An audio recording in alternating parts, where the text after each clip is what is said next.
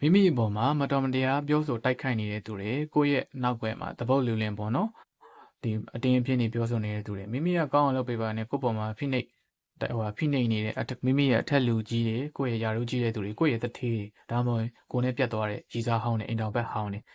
EH တွေပေါ့နော်ကြိုက်တဲ့သူတွေကိုအဲ့လိုမျိုးပြောဆိုတိုက်ခိုက်နေတဲ့မိတ်ဆွေပဲဖြစ်ဖြစ်တကယ်ချင်းပဲအဲ့လိုလူတွေပြန်ပြီးတော့ကျွန်တော်တံပြန်လုပ်လို့ရတယ်စော်လို့ရတဲ့နီလန်းပေါ့နော်လိုအပ်တာကျွန်တော်ဖျောင်းနိုင်လေးတိုင်းလိုအပ်မယ်ဆက်ပြတုံးလေးတုံးလိုအပ်မယ်ဒါကတော့ဆက်ပြတုံးမဟုတ်ဘူးเนาะကျွန်တော်ဆက်ပြတုံးစားအစားပြထားတာအဓိကကျွန်တော်မြမရိုရာပုံတော်မဟာဘုတ်ကပုံဖြစ်ပါတယ်ဒီဇက်တော်ကိုသိမှတင်ပါတယ်ပြိုင်းအောင်ပေါ့နော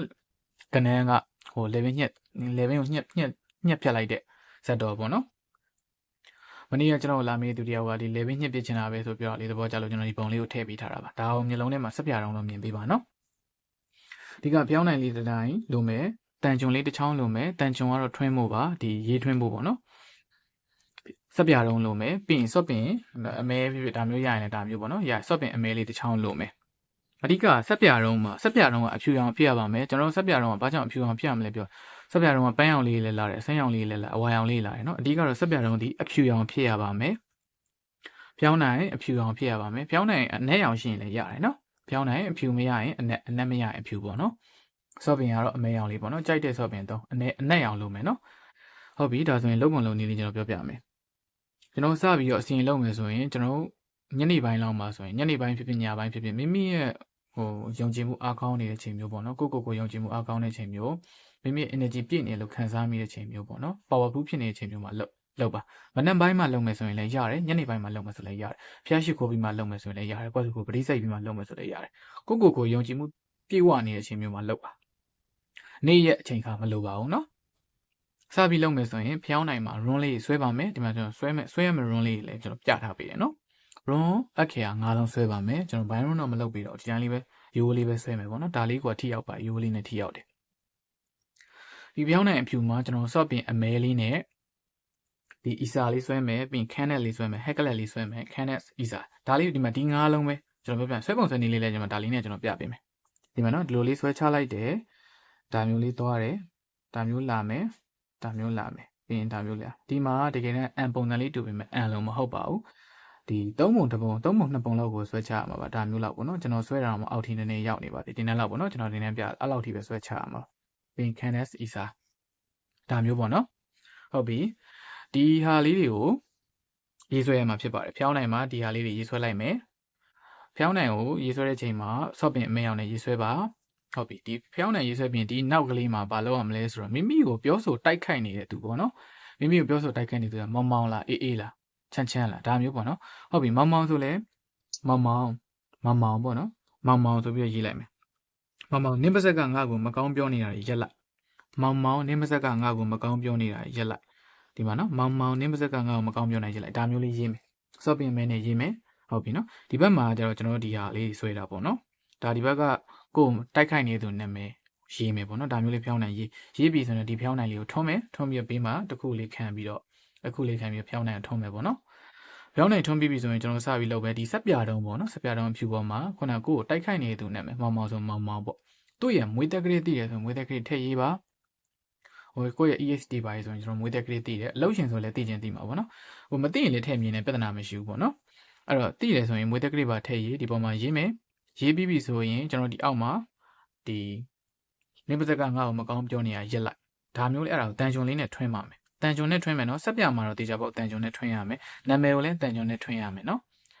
အဲ့လိုမျိုးထွင်းမယ်အဲ့လိုမျိုးထွင်းတဲ့အချိန်မှာလည်းမိစိတ်ထင်းရတယ်အဲ့လိုထွင်းပြီးသွားပြီဆိုရင်ဆက်ပြတော့ကင်ပြီးတော့36ခေါက်ပေါ့နော်မောင်နေပါဇက်ကငါ့ကိုမကောင်းပြောနေရရက်လိုက်လေးတန်းမာနဲ့ပြောရမယ်ပျော့လေးမပြောမောင်အဲ့လိုမျိုးမပြောနဲ့သိလားနေပါဇက်ကငါ့ကိုအဲ့လိုဒေါသန်မောသန်နဲ့ပြောရတယ်မာထန်တယ်ပေါ့နော်အမိန်ပေးတဲ့လေးတန်းမျိုးနဲ့ပြောဒါဆိုရင်ရတယ်နော်အဲ့လိုမျိုးလေးလုပ်မယ်ဒီပြောင်းနိုင်အောင်လည်းအဲ့လိုထွန်းထားလိုက်မယ်ဟုတ်ပြီဒီပြီးရင်ဒီဆက်ပြတုံးကိုဘာလုပ်ရမလဲဆိုတော့ကျွန်တော်ကရေချိုးတိုင်းအဲ့ဆက်ပြနဲ့နေတိုင်းရေချိုးအဲ့ဆက်ပြနဲ့နေတိုင်းဂျီတွန်းအဲ့ဆက်ပြနဲ့ခြေထောက်တွေရောလက်တွေအကုန်လုံးတိုက်ခဏရေးစီပေါ့ဆက်ပြတုံးကပါသွားဖို့လိုတယ်ပေါ့နော်ဆက်ပြတုံးပါပြီးသေးသွားတဲ့အနေထားကြီးရအောင်လို့အဲ့ဆက်ပြနဲ့နေတိုင်းရေချိုးပါအဲ့ရေချိုးပြီးဂျီတွန်းနေတဲ့အချိန်တိုင်းမှာလည်းမောင်နေမစက်ကငါ့ကိုမကောင်းပြောနေရက်လိုက်ဒါမျိုးပေါ့ကိုယ့်ရဲ့တတိယကိုဖိနှိပ်နေရမျိုးအဲ့ဒါပျောက်သွားကိုအမိန်တန်နဲ့ပြောအမိန်တန်နဲ့ဆန္ဒပြုပေါ့နော်ပြင်းထန်လေးနဲ့ နေတိုင်း6ရောက်လက်တောက်ဆေး6ရောက်ဆေးတိုင်းအဲ့ဒါနဲ့ဆက်ပြတိုက်အိမ်နာဆေးတိုင်းဆက်ပြနဲ့အဲ့ဒါနဲ့တိုက်ဟုတ်ပြီဒီဆက်ပြခဲတော့မိမိတယောက်တည်းပဲအသုံးပြုရမယ်နော်ကျန်တဲ့သူတွေတော့အသုံးမပြုအောင်ဟုတ်ပြီလားအဲ့တော့ဒီဆက်ပြခဲနဲ့နေတိုင်းတိုက်ဘာလို့ဘာနေအကုန်လုံးဝိရှော်လဲဒီဆက်ပြခဲနဲ့ရှော့ခြင်းရရှော့အဓိကတော့လက်တွေကြောက်တွေတကိုယ်လုံးတိုက်ပြဿနာမရှိဘူးနော်ဒီဟာလေးပါသွားအောင်ပေါ့နော်မြန်အဲ့လိုများတိုက်မယ်များသုံးမယ်ဆက်ပြများနဲ့သုံးမယ်ဆိုဆက်ပြခဏနဲ့ပါသွားမှာပါဆက်ပြလေးပပသေးသေးလေးဖြစ်သွားအောင်ပေါ့နော်အဲ့လိုဒီဆက်ပြလေးပပလေးသေးသေးလေးဖြစ်သွားပြီဆိုဘာလုပ်အောင်မလဲဆိုကျွန်တော်ပကံပြားလေးတစ်ချက်ယူမယ်အဲ့ပကံပြားလေးတစ်ချက်ထဲမှာအဲ့ဆက်ပြကပါပြီးသေးသွားတဲ့ဟာကိုကျွန်တော်ကခြေမွပလိုက်ရေလေးနည်းနည်းထည့်ပြီးခြေမွပလိုက်မယ်ဆက်ပြကြီးပေါ့နော်ခြေမွထားတဲ့အရေဖြစ်သွားလိမ့်မယ်အဲ့ခြေမွထားတဲ့အရေကိုအရေထဲမှာကျွန်တော်ဒါမျိုးဖျောင်းနိုင်တစ်တိုင်းထပ်လုပ်မယ်သိလားပြောရရင်ဆက်ပြကပါသွားတဲ့အချိန်ရောက်ရင်ဒါ10ရက်ကြာရင်ကြာလိမ့်မယ်တစ်ပတ်ကြာရင်ကြာလိမ့်မယ်ပေါ့အဲ့ကြာရင်အဲ့ဆက်ပြကပါသွားခြေမွထားတဲ့ပကံထဲမှာဒါမျိုးကျွန်တော်ခုနပြောတဲ့အတိုင်းဖျောင်းနိုင်တဲ့အတိုင်းထပ်လုပ်မယ်အောက်ကအဲ့ရေလေးကိုတစ်ခုခုလေးခံကြောက်ခဲလေးဖြစ်စင်ပီယာလေးတစ်ခုခံလိုက်ပေါ့နော်ခံပြီးတော့ဒီဖျောင်းနိုင်လေးထွန်းအဲ့လိုမျိုးဖျောင်းနိုင်ထွန်းတဲ့အချိန်မှာလည်းမောင်နေမစက်ကငါ့ကိုမကောင်းပြောတာရက်လာဒါမျိုးထပ်ပြီးတော့အမိန့်တန်နဲ့ထပ်ပြီးတော့ပြောပါအဲ့လိုမျိုးပြောပြီးဒီဖျောင်းနိုင်ထွန်းပါ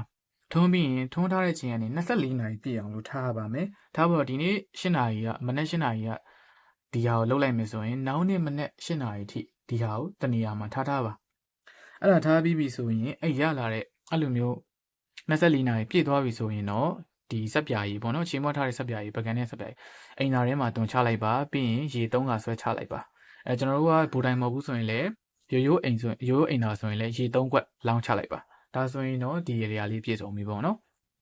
ဒါလေးအချိန်တော့ပေးရမယ်ပေါ့နော်တစ်ပတ်လဲကြာရင်ကြာမယ်10ရက်လည်းဖြစ်မယ်မိမိပေါ်မှာအဲ့လိုမျိုးမတော်မတရားပြောဆိုတိုက်ခိုက်နေတဲ့သူတွေတဖြည်းဖြည်းချင်းလုံးပါပြီးတော့ဟိုလောက်သွားအောင်လို့ပေါ့နော်လောက်ရတဲ့ရေရာမျိုးဖြစ်ပါတယ်နောက်တိုင်းရေရာပေါ့နော်တကယ်တမ်းတော့ဒီ ASA တို့ဒီဟာတို့မပါဘူးပေါ့ဒါကျွန်တော်ရဲ့ဆရာကောင်းဒုက္ခရဲ့နီလန်ဖြစ်ပါတယ်ဆရာတင်ပေးခဲ့တဲ့နီလေးတစ်ခုဖြစ်ပါတယ်ကျွန်တော်အဲ့ဒါမှပို့ပြီးအားကောင်းအောင်လို့ဒီ run lane နဲ့ပို့ပြီးတော့အားဖြည့်ထားတာပေါ့နော်ဒါတော့နောက်တိုင်းရေရာဖြစ်ပါတယ်မြမရွာရေရာတော့မဟုတ်ပါဘူးဒီပုံကတော့ကျွန်တော်ထည့်ချင်လို့ထည့်တာ11ညစ်တာလေးသဘောကျလို့ထည့်ထားတာပေါ့နော်